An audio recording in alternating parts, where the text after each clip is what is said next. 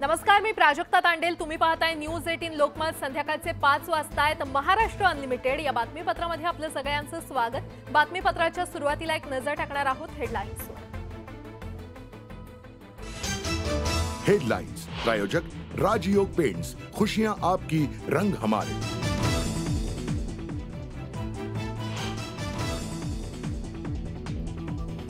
अजित पवारांच्या नाराजीवरून चर्चांना उधाण, तर अजित पवार नेहमीच नाराज असतात। हम करे सो कायदा हीच त्यांची भूमिका, विजय वडेट्टीवारांचा निशाणा।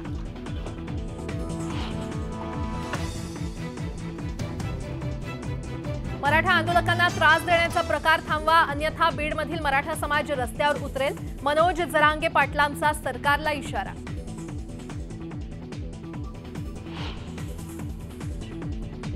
रामदास कदमांच्या गद्दारीचा इतिहास मोठा, गजानन कीर्तीकर यांचा आरोप। मुंबई उत्तर पश्चिम लोकसभा मतदारसंघावरून वाद विकोपाला।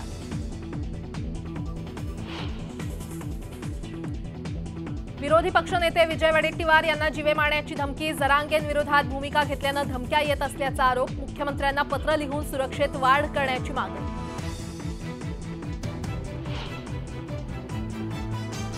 कोल्हापूरच्या शिरोळ तालुक्यात ऊस दरावरून आंदोलन, आंदोलकांनी ऊस वाहतूक करणारी वाहनं पेटवली, पोलीस आणि आंदोलकांमध्ये झटापट।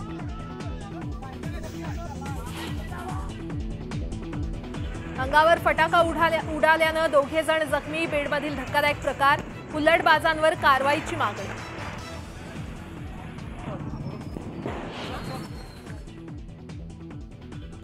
एनसीबीकडून आंतरराष्ट्रीय ड्रग्ज रॅकेटचा पर्दाफाश, दिल्लीतून परदेशी महिलेला अटक करत 15 कोटींचं ड्रग्ज केलं जप्त।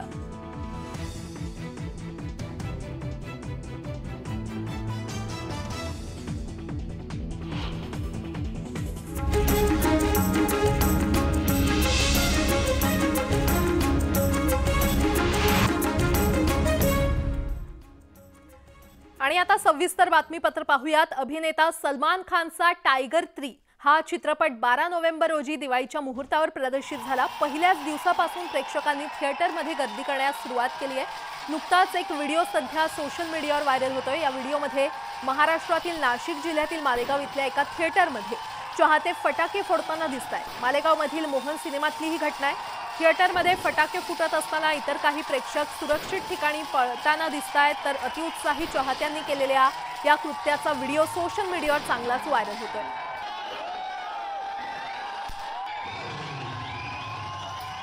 दरम्यान सलमान खाननं मालेगावात घडलेल्या या प्रकारावर ट्विट केलेलं आहे। पाहूया सलमान नेमकं काय म्हटलंय। टायगर 3 दरम्यान सिनेमागृहात वाजवलेल्या फटाक्यांबद्दल पाहिलं, हे धोकादायक आहे। स्वतःचा आणि इतरांचा जीव धोक्यात घालू नका, चित्रपटाचा आनंद घ्या, असं आवाहन त्यानं चाहत्यांना ट्विटद्वारे केलेलं आहे।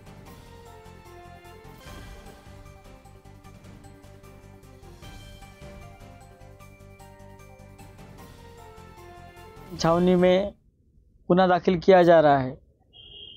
कोई फिल्म देखने को जाना ये कोई बुरी बात नहीं है, मगर वहाँ पे बेकायदेशीर काम करना ये एकदम गलत बात है। उसमें कोई बड़ा हादसा भी हो सकता है। उसके लिए हम पुलिस की तरफ से ये अपील करते हैं कि ऐसी कार्रवाई, ऐसी कृति कोई भी प्रेक्षक ना करे, उनके खिलाफ आगे भी कड़ी से कड़ी एक्शन ली जाएगी। पुढची बातमी पाहूयात। मुंबईच्या लोकमान्य टिळक टर्मिनसवर आज दुपारी लोक प्लॅटफॉर्मवर न चढता यार्डात उभ्या असलेल्या मुंबईहून रक्सोलला जाणाऱ्या ट्रेनमध्ये चढले, तेव्हा गोंधळाचं वातावरण पाहायला मिळालं। छठ पूजेमुळे लोक मोठ्या संख्येनं बिहार आणि उत्तर भारताकडे जात आहेत आणि अशा स्थितीत ट्रेनमध्ये नेहमीपेक्षा जास्त गर्दी असल्यानं लवकरात लवकर पोहोचण्यासाठी लोकांना आपला जीव धोक्यात घालावा लागतोय। शक्य तितके काही तास अगोदरच लोक महिला आणि लहान मुलांसह स्वतःहून ट्रेनमध्ये कसे उभे राहून बसलेत हे या चित्रांमध्ये दिसतंय। ट्रेन यार्डमध्ये उभी असल्यानं ट्रेनच्या आत पंखा नाही आणि विजेची सोय देखील नाही आणि अशा परिस्थितीत आत बसलेल्या लोकांना उकाड्याचा सामना करावा लागतोय आणि अशा परिस्थितीत कोणत्याही प्रकारची दुर्घटना घडू शकते। प्रशासनाकडून अनेक प्रयत्न आणि इशारे देऊन देखील लोकांना असा धोका पत्करावा लागतोय।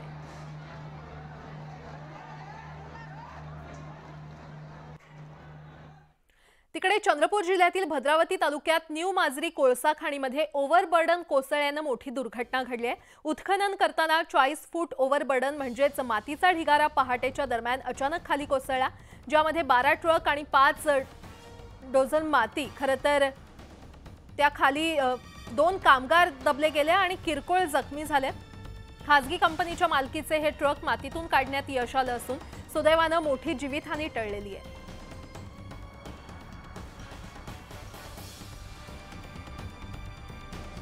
तर चंद्रपुरात ओव्हरबर्डन कोसळल्यानं हा अपघात झाला असल्याचं आपण पाहतोय। तर 12 ट्रक आणि 5 डोझर मातीखाली दबले गेले। चंद्रपुरात ही घटना घडलेली आहे।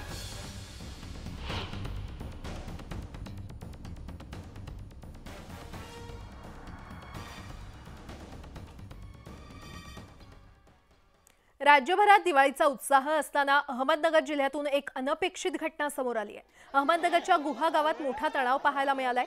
गुहा गावात पूजेवरून 2 गटात राडा झालाय आणि मारहाणीनंतर गावात तणावाचं वातावरण निर्माण झालं। घटनेची माहिती मिळताच परिसरात पोलीस दाखल झालेत, तर 2 गटात तुंबळ हाणामारी झाली। संबंधित घटनेमुळे गावात एकच खळबळ उडाली आहे। पोलिसांचा मोठा बंदोबस्त गावात तैनात करण्यात आलेला आहे।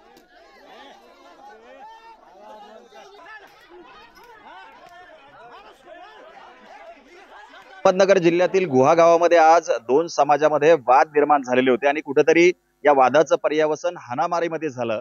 मी आता त्याच ठिकाणी आहे आणि आपण जर बघितलं तर हेच ते मंदिर आहे, कानिफनाथ मंदिर, ज्या ठिकाणी आज सकाळी भजन पूजा केली जात होती। या दरम्यान या ठिकाणी काही जमाव जो आला त्यांनी भजन किंवा हे करण्यास मनाई केली आणि त्यावरनं कुठेतरी वाद सुरू झाले आणि त्याचं पर्यावसन थेट पुजारी आणि भक्तांना मारहाणीमध्ये झालं। त्यामुळे कुठेतरी तणावाची परिस्थिती आहे। आता या ठिकाणी मोठा पोलीस बंदोबस्त तैनात आहे आणि अनेक दिवसांपासून खरं तर या ठिकाणी जमिनीच्या वादामुळे तणावाची परिस्थिती आहे। या ठिकाणी मंदिर आणि मस्जिद एकाच ठिकाणी आहे आणि जे कानिफनाथ मंदिर आहे या मंदिराची जवळपास 45 ते 50 एकर जागा जी आहे ती वक्फ बोर्डाकडे परस्पर हस्तांतरित केली गेली आणि त्यानंतर कुठेतरी गेल्या 4-5 वर्षांपासून 2 समाजामध्ये वाद निर्माण झालेले आहेत आणि या ठिकाणी हिंदू आणि मुस्लिम असे दोघेही पूजा करतात। तर दर गुरुवारी आरती केली जाते, पूजा केली जाते आणि दर अमावस्येला या ठिकाणी महाप्रसाद आणि भजन पूजा असते।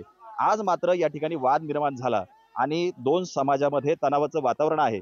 गावकरी आपल्या सोबत आहे, काय नेमकं घडलं होतं सकाळी आणि काय झालं, काय कशामुळे वाद झाला? दर गुरुवारी आरती असते 9 वाजता आणि अमावस्या निमित्त आरती पूजा आणि महाप्रसाद असतो। सकाळी 8:30 वाजता इथे भजन चालू होते आणि पुजारी त्यांची आरतीची तयारी करत असताना काही समाजकंटक आले इथे आणि म्हणले इथे भजन करायचं नाही, आरती करायची नाही। पुजारी म्हणले ठीक आहे म्हणे, तुमची इच्छा नसेल तर आम्ही करत नाही, तुम्ही काय आडावाडा गोंधळ घालू नका। त्या ठिकाणी काही महिला आल्या, महिलांनी तिथे भजनामध्ये व्यत्यय आणला, तिथले पखवाद फेकून दिले, भजनी मंडळांना विरोध केला। त्यानंतर काही जमावाने थेट पुजारीवर हल्ला चढवला। हल्ला चढवल्यानंतर ती बातमी गावात कळली। गावातील वरिष्ठ लोक भक्तगण इथं आले। नंतर त्यांनी सर्वांना शांततेचं आव्हान केलं, दिवाळी आहे, आपल्याला काही वाद घालायचे नाहीये। अजित पवार नाराज असल्याचं हे त्यांच्या चेहऱ्यावरून दिसतंय असं वक्तव्य रोहित पवार यांनी केलं होतं। त्यावर अजित पवार गटाचे राष्ट्रवादी काँग्रेसचे कार्यकारी अध्यक्ष प्रफुल्ल पटेल रोहित पवार यांचं नाव घेता म्हणाले, तुम्ही जे नाव घेतलं त्यांच्याबद्दल मी जास्त काही बोलू इच्छित नाही, त्याबद्दल मी काय बोलावं, अजून ते राजकारणात लहान आहेत, त्यांनी थोडा धीर ठेवावा, अशा शब्दात पटेल यांनी रोहित पवार यांना सुनावले। परत येतील नाही येतील हे खरं तर दादांचा आणि साहेबांचा विषय आहे।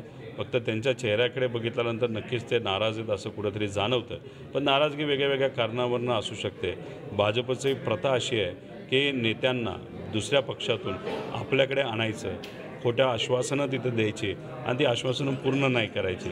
एकदा भाजपबरोबर गेल्यानंतर लोकांचा पाठिंबा निघून जातो। ते अजून राजकारणात नवीन आहे आणि त्यांनी थोडा म्हणजे धीर ठेवावी। काही वर्षानंतर ते 2-4-5 वेळा आमदार झाल्यानंतर काय बोलण्याच्या परिस्थितीमध्ये येऊ शकतात। आज त्यांनी बोललं नाही पाहिजे आणि विशेष करून जे त्यांच्यापेक्षा वयाने आणि अनुभवाने जे मोठे आहे त्यांच्याबद्दल आपली संस्कृतीप्रमाणे त्यांनी कमीच बोलावं। शिवसेना आणि राष्ट्रवादीतील काही जण भाजपमध्ये जाणार, लोकसभा निवडणुकीनंतर काही नेते भाजपमध्ये येणार असा दावा रोहित पवार यांनी केलेला आहे। या क्षणाची मोठी बातमी आपण पाहतोय। शिवसेना आणि राष्ट्रवादीतील काही जण भाजपमध्ये जाणार असल्याचा दावा आमदार रोहित पवार यांनी केलाय। लोकसभा झाल्यानंतर अंदाज असा आहे की शिंदे गटाचे काही आमदार हे भाजपमध्ये जाणार, तसंच आमच्यातले काही नेते जे आता पलीकडे गेलेले आहेत आणि भाजपच्या इतक्या जवळ गेलेले आहेत की त्याच्यातले सुद्धा काही आमदार हे भाजपमध्ये लोकसभेनंतर जाऊ शकतात, काही आमदार त्यांच्याबरोबर जाऊ शकतात। दरम्यान राज्यात नवा ज्योतिषी आलाय असं म्हणत भाजप नेते नितेश राणे यांनी आमदार रोहित पवार यांच्यावर टीका केली आहे। पाहूयात। आजकाल महाराष्ट्रामध्ये चेहरा वाचणारा नवीन ज्योतिषी आलाय, ज्याला अजितदादाच्या चेहऱ्यावर काय लिहिलंय, फडणवीस साहेब कोणाच्या मागे आहेत, या सगळ्याच बाबतीमध्ये तो फार मोठा ज्योतिषी करतो। राज्यात अनेकांना आपण मुख्यमंत्री व्हावं असं वाटतं, त्यात काही वावगंही नाहीये। आता तर थेट संभाजीराजे छत्रपतींनी देखील हीच इच्छा व्यक्त केली आहे। सरसकट फेलोशिप मिळावी यासह विविध मागण्यांसाठी कोल्हापुरात सारथी उपकेंद्राबाहेर विद्यार्थ्यांनी आंदोलन केलं। दरम्यान संभाजीराजे छत्रपती यांनी या विद्यार्थ्यांची भेट घेत त्यांच्याशी चर्चा केली। यावेळी मला मुख्यमंत्री करा, तुमच्या मागण्या पूर्ण करतो असं संभाजीराजेंनी म्हटलंय। आम्हाला निर्णय द्या, आम्ही उठतो। आता तुम्ही आम्हाला निर्णय द्या, आम्ही उठतो। मला मुख्यमंत्री करा।